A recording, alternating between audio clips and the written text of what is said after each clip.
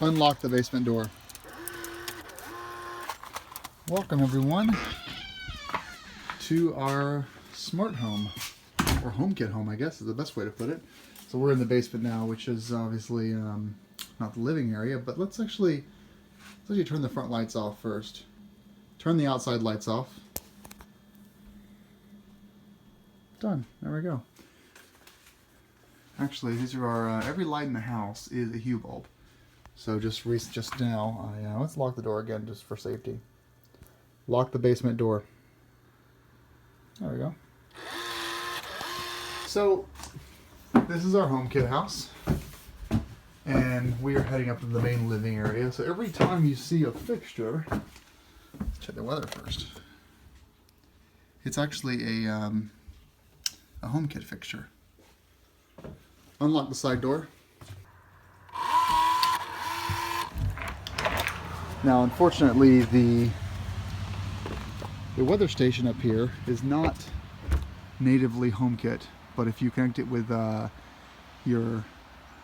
if you have it on your house, then the weather that your Ecobee has and the weather that your all of your thermostats inside the house do sync up to it, so you can basically query Siri for the weather, and you are getting the weather that is at your house if you are configured properly.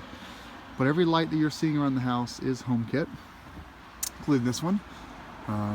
All that stuff basically comes on with the touch of your wrist.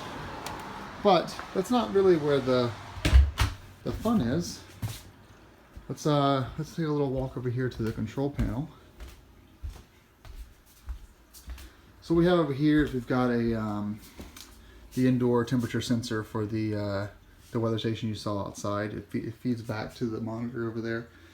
We've got our Ecobee 3 in here, and this is also HomeKit enabled. And then finally we have our iPad Mini 4, which has constant status of what's going on in the house. You can unlock.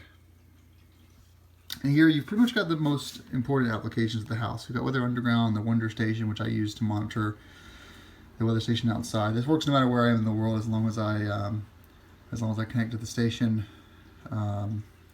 That's mine. I favored it.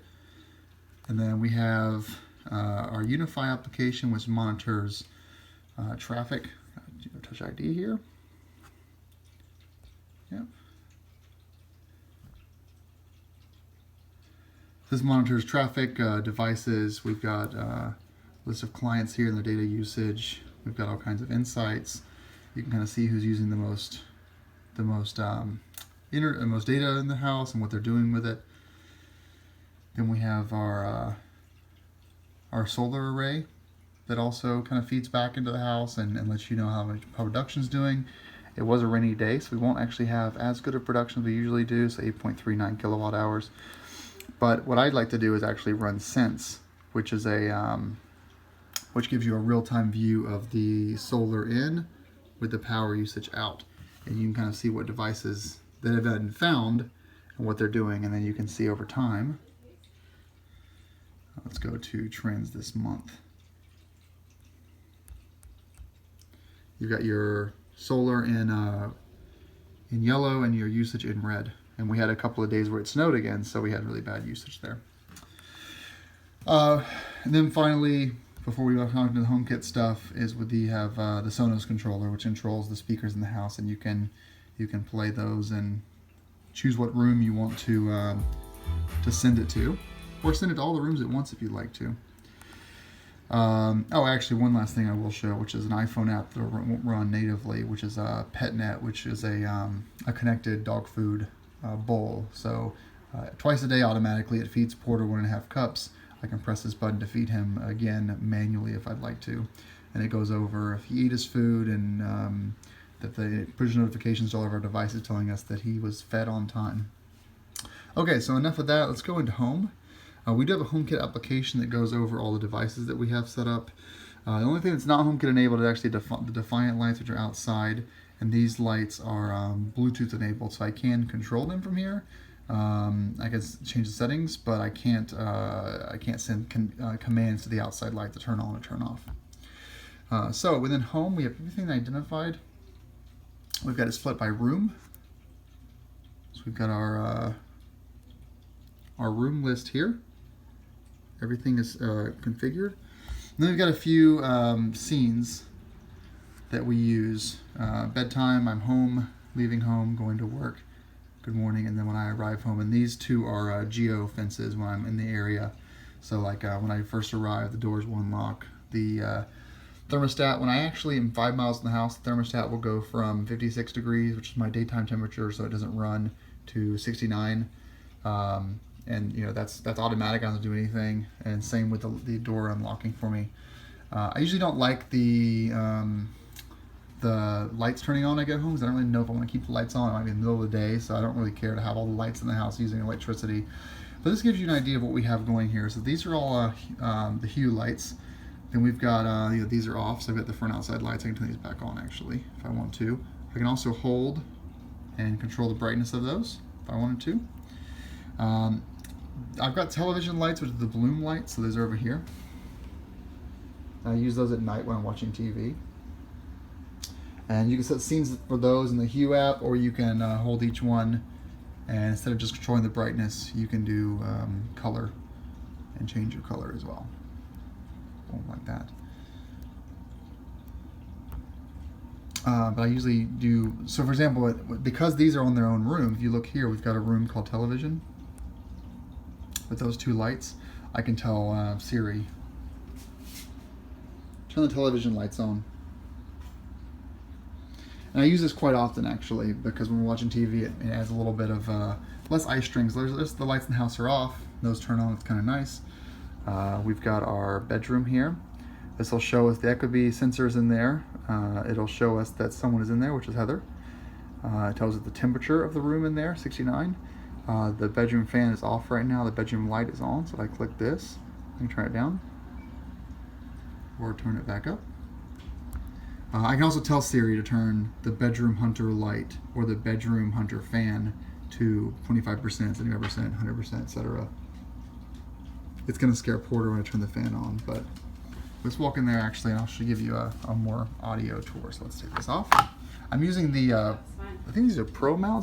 I think it's Propel USA is the company that makes this case and these locks. And we have these locks all over the place, so you can just lock your iPad wherever you go around the house. So we got the hunter light is on. I'm just going to tell Siri, turn the bedroom fan on. Okay, the hunter fan is on. Just like that. Change the bedroom fan to 50%. Okay, I set the hunter fan to 25. And it'll do only 25% increments, so if it mishears you, it'll just go to the closest one to that. Turn the bedroom fan off. Okay, And that's off then. And over here we have the Ecobee sensor, which is triggering, detection, movement in the room. It kind of knows someone's in here, and it kind of is more intelligent. It also gives me an idea of the temperature in this room. You'll see with some of these around. Let's actually take a walk to the room in here, and I'll show you some of these USB plugs that we have around the house. And these are great for guests because a lot of people have mobile phones now. So we have the Wi-Fi access point. So this is just it's not a router, it's just an AP, so it connects to the switch downstairs, which is power over Ethernet. But you'll see these are 4 USB plugs. They're 2.4 amps per plug. Now they're made by FastMac in California. They're made in the USA, and they work great. They work really, really well. So we've got these for guests, and they are really, really handy. And then in each room we have the Echo Dot. For convenience, because these also work with a lot of the accessories that we have. We don't have anything that's not HomeKit, but everything does also work with the Amazon system. And you'll notice far over there in the kitchen, we've got a full size Amazon dingus. All right, so back to this application though for a second. Let's actually mount this back here. So going through the rooms again, we have bathroom. So in the bathroom, we've got 5 lights. They're all Hue lights. So you've got 2 in here, and then you've got 3 up here. They're all on one light switch. And here's the problem with HomeKit though, is when you turn the light switch off, and you go back over here, once this updates, you'll see these actually go to not available. And what that means is the lights themselves, they don't have any, so I'm clicking it, nothing's happening. Oh, there we go. They don't have any connection with the light switch off. So you're basically going to get a warning that there's no response. It hasn't updated in a few minutes, but it'll update saying no response. So no response means I can't control it from here, and it just makes sense. So basically, if you're going to do HomeKit only, you've got to keep all your switches in the on position, and then rely on your iPhone or your voice to control it. But I can say turn the bathroom lights down to 50%. There we go. So you got the little things there, and these are all Hue white bulbs. Turn the bathroom lights up to 100%. And these are all Hue white only, so there's no color temperature changes. They were $15 a pop. It's just if you're not gonna have a dance party in your bathroom, there's no point in wasting the money on that. All right, so the only place in the house we actually do have bulbs that are colored are the TV blooms over here, and then the 3 that are in the kitchen. So 2 of them are recessed lights, and then 1 is a pendant light. So you can, I've got island 1, island 2, and then pendant. So you can simply tell Siri to turn the island 1 to 50% and red, or you can just tell it to turn all the kitchen lights to red, and it'll take those commands just fine. And then again, you just hold down your finger. You can adjust brightness over here. See it go down over there, or you can go to color and change it to blue. Now, one thing that will happen though is after you've changed this setting, you now got a blue light over here, but once you actually turn the switch off and turn it back on, it resets itself to the default setting. So it is one way to quickly clear the dance party, is just turning the light switch off completely. And hopefully you have a house with light switches, because that's important. And let's go to the main area again, and let's do the bedtime. So bedtime turns all these lights off, it locks the doors, and turns the fan on to, I think, 50%, because we sleep with the fan on at night. The only fan that doesn't turn off is this guy here, and that guy, which actually is 2 hue bulbs, but I haven't added it to that scene yet. But basically, in short, everything will turn off except for this fan, because this fan is not on a Lutron switch. And to go back to actually real quick talk about Lutron, Lutron has a hub-based control system with dimmer switches. So instead of having, so the plan in this room, for example, is to replace this switch with the Lutron switch. But the fans we got are dimming fans, as you can see from this control panel here. And this is the wireless remote that came with the fan. And because they're dimming fans, the Lutron switch doesn't work with them. So if you have any fixtures or fans that are dimmable LED, the Lutron won't work with them, or probably won't work with them, and you'll probably waste your money. So that means that 2 of the lights in our house, this one and this one, are not HomeKit connected. It's just something to keep in mind. And the system only really works if you have, you got the bedroom fan icon there. If you have everything that is connected that way. Okay, so yeah, I will add this to see. Let's actually do that right now, so you guys how it works. So we've got scenes here. We've got the I'm home scene. Oh, let's actually change. Let's do the going to bed scene. So details, and let's see if we can add or remove accessories. Now we've got in the living room. We have 2 lights there. I didn't move these yet. This is actually a good thing to have on video for you all. So we're gonna go to done. We're gonna go over to default room. Boom. These are the 2 lights. You'll know which ones are which when you click one of these. They turn off. So we're gonna move them over. We're gonna edit. Let's see here. Details. We're going to move them over to location, living room, done. Same thing on this guy. Details, location, living room, done. Now, if we go over to living room, we'll see we have these 2 new ones here. I'll go back to bedtime, details. We're going to add or remove accessories. We're going to go back to living room again, and then we're going to click these 2 here. Done. And then we have to go up to them. So you stare at this at 25% when we go to bed. We're going to do these to off. living room heating to 60, hunter fan to 50. And that is the whole scene. Hit done. Now we'll try this again, bedtime.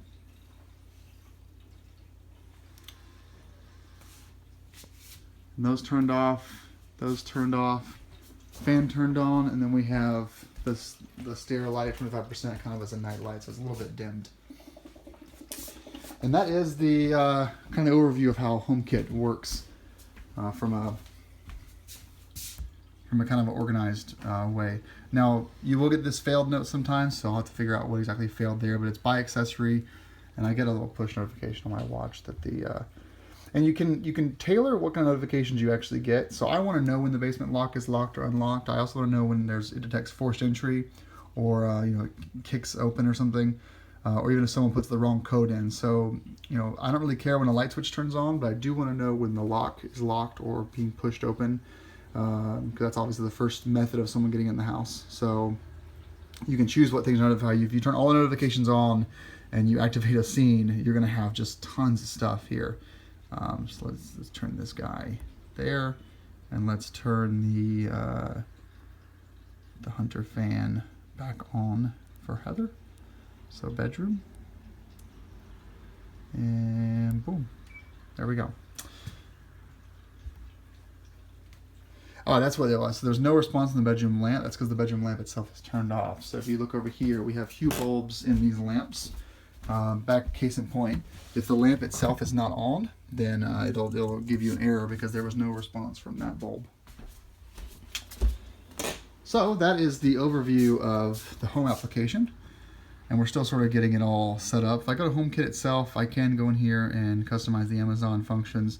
The Hue application is actually much more, it's quicker than, oh, there's an update available, so you're not going to be able to, oh, there we go. The Hue application is much quicker than the Home application for customization. So you've got your kitchen lights here, and then you can choose a scene, and this is just a nice way to get an ambient change there, a difference there, so I can change the scenes quickly here. It's much harder to do that in the Home application. Other than that, though, things are mostly the same. You know, you can go in here and change the brightness. You can go off, on, that kind of thing. And any room that you configure in here, lights you configure in here, will get synced back to the Home application. Ecobee is nice. There's obviously more features than just turning the temperature on and off.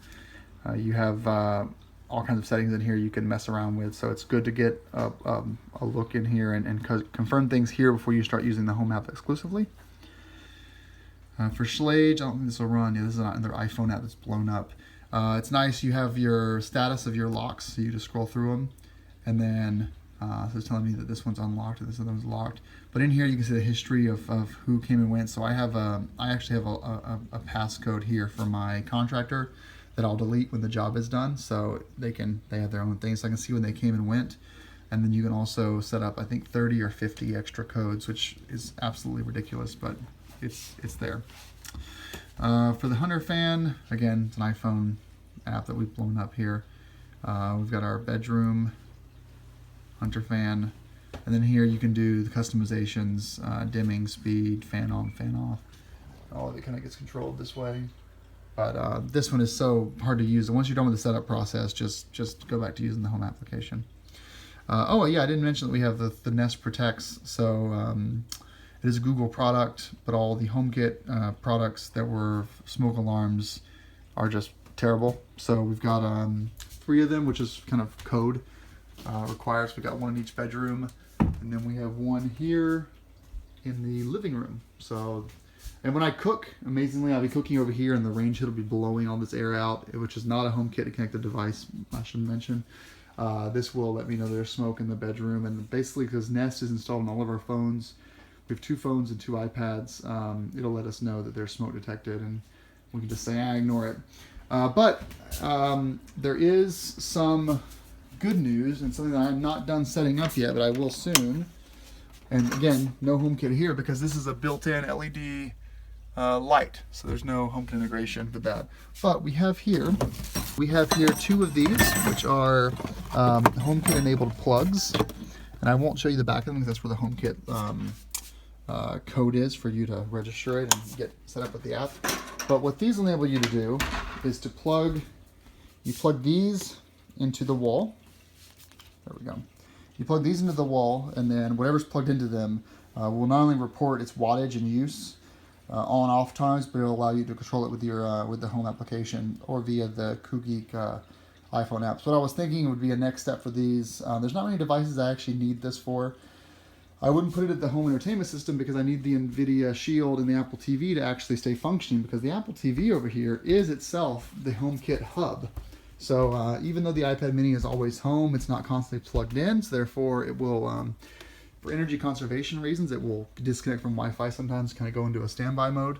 But if you look behind the television here, this is a 65-inch Samsung LCD. We've got all of our devices back here, but the Apple TV light is on because it's constantly connected, and it is the HomeKit Hub, which enables me to control all these devices from anywhere, and which enables me to get the push notifications from the deadbolt when it's locked and unlocked. This guy is kind of the hub. So if someone were to unplug the Cat 6 cable from here, I would essentially be blind to what's going on in the house.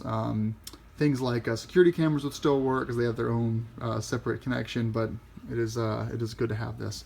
And then we've got the Xbox here and the Shield, which is the Plex server that run in the run as well. So anyway, back to the plugs over here. What I was thinking about doing, and I also talked to Heather about this, is I was thinking about putting one of these actually for the range hood. So the range hood is a standard plug. The plug is back behind this little piece here, which is really easy to pop off. Plugged in the range hood into there, it would help us measure watts, but it also would enable me to turn these lights on. So basically just leave this button always pressed in, and then use the CoolGeek to tell the lights to come on for the range hood. Or for example, when I say to Siri good night, instead of keeping that stair light on 25%, it would turn these lights on and leave them on overnight. Just before we go to bed, make sure we don't have this button pushed in because it's gonna keep the dog awake. But any device that you want to control with your phone can benefit from one of these plugs.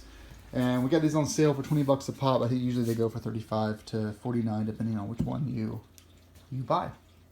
So basically that is the really short overview of all the HomeKit devices. The house itself is wired as we can get it. We initially bought 2 of these Hunter fans, the HomeKit enabled fans, and they're really beautiful fans. But I don't think I got to give you guys a good look at them, but they're gorgeous fans, really modern looking. They're $350 a piece, which is extraordinarily expensive for a ceiling fan. You know, most of the DC motor Energy Star fans that look modern, have full LEDs that are dimmable, and even have Bluetooth control from an iPhone app that's not HomeKit. They're $250 max at the very high end, and all of a sudden these are $100 more. So they are pricey, but we did buy 2 initially. But here's the issue: there's no way to do a flush mount. So this isn't even a flush mount, basically, because of the height of the ceiling. We couldn't have the ceiling fan any shorter than it is or any taller than it is now. So we had to return the Hunter fan and get these. And then we thought, well, let's just get Lutron switches, and those didn't work either. So we're kind of stuck with 2 devices in the house that are not HomeKit enabled. And the LEDs that are in the closet here and in the closet in here, these are not on HomeKit. But now that I think about it, actually, I'll talk to Heather about this. These are not dimmable, so we actually might be able to use the Lutron switches for those. So replace the switch here and replace the switch in the closet out there as Lutron switches, but we still have the bridge and everything. It's all paid for. So that should be a pretty good tour, I think, if I don't say so myself. There, for those of you that are interested, there's the PetNet Wi-Fi feeder. You got your food up here. That's all in there, and then every day at 5:30. Is it 5:30 yet? It's 5:27. I'm gonna wait and show you guys what this thing does at 5:30. I have Porter. Oh, there's Porter. You guys haven't seen him in a while. Hello, buddy. At 5:30 every day, he's looking. See his POV. He's like watching it. Is it 5:30 yet? So almost. Almost. Or it's almost dinner time. He knows that word. Dinner time. I hope I remember in post to edit this out. so it's shorter. Oh my gosh! He waits patiently for it to finish.